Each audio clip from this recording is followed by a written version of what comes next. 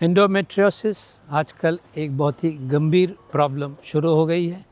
Endometriosis की बीमारी आजकल हम देख रहे हैं काफ़ी कम उम्र में, और रिप्रोडक्टिव एज ग्रुप जो बोलते हैं 25 to 35 या 40, उन पेशेंट में काफ़ी दिख रहे हैं और उसकी बीमारी की भी सीवियरिटी बहुत बढ़ रही है। और एक ज़रूर ध्यान दीजिए कि एंडोमेट्रियोसिस से छुटकारा मिलना बहुत मुश्किल है।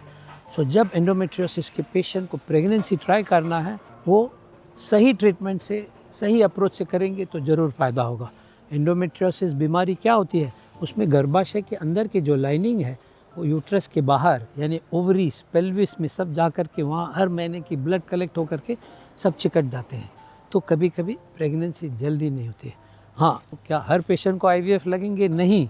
अर्ली स्टेज में डिटेक्ट करने पर उनको माइनर मेडिकेशन या माइनर सर्जरी करते हुए उनकी ट्यूब और ओवरी अगर नॉर्मल है तो काफ़ी पेशेंट नॉर्मल प्रेगनेंसी भी हो सकते हैं। ज़रूर एक चीज़ पर ध्यान देना चाहिए, एंडोमेट्रियोसिस पेशेंट में जब एंडोमेट्रियोमा रहती है यानी कि ओवरी के अंदर बहुत बड़े ब्लड की क्लॉट के साथ ट्यूमर बनती है, उनमें एग रिजर्व या ओवेरियन रिजर्व जो बोलते हैं पहले से कम रहती है। तो इनमें सर्जरी के पहले उनके ओवेरियन रिजर्व टेस्टिंग ज़रूर करना चाहिए।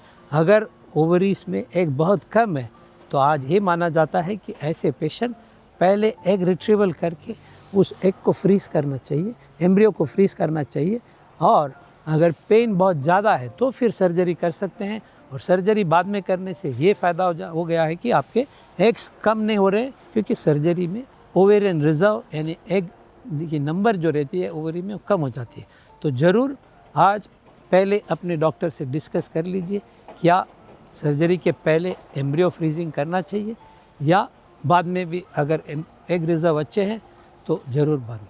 और दूसरे भी देखा गया है कि डीप इन्फिल्ट्रेटिंग एंडोमेट्रियोसिस, क्योंकि यूट्रस जो है अपने आंतड़े के बहुत नज़दीक रहती है, संडास की जगह जो रेक्टम या कोलन बोलते हैं उसके साथ चिपकती है और बहुत पेनफुल कंडीशन है। तो इस वजह से काफ़ी जनों को इवन सेक्सुअल कांटेक्ट में प्रॉब्लम रहती है।